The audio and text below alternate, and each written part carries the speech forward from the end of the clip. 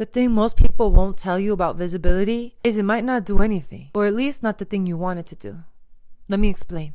Back when I was young, I thought that if I just came out and was visible and told my story, everybody would be shocked and they would end the surgeries on intersex kids in that moment. Now, of course, that didn't happen. Intersex people have been sharing their stories since the early 90s, and the surgeries are still happening. The truth is, most people don't care about something unless it directly affects them. And when it comes to intersex people, if somebody isn't intersex themselves or loves someone who is, they rarely care. So that was a hard pill to swallow. Just because I was visible and I shared my story, it didn't really mean that other intersex kids didn't have to go through what I went through. But let me think about a time when visibility did do something. We got to go all the way back to college. My first year, second year maybe, and I seen a group of queer kids on campus. They were non-binary and trans, and maybe they weren't even using those words yet, but they were, and they are today. They were definitely gay and queer, and I had never seen a group of people like that at school before. They were proudly visible. They were visible in their queerness, and there was something inside of me that when it saw them, it yearned to be in community with them, to know them, to be friends with them.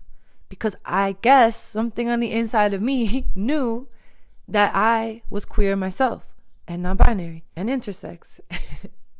So just by being visible, these people lit something inside of me, a spark.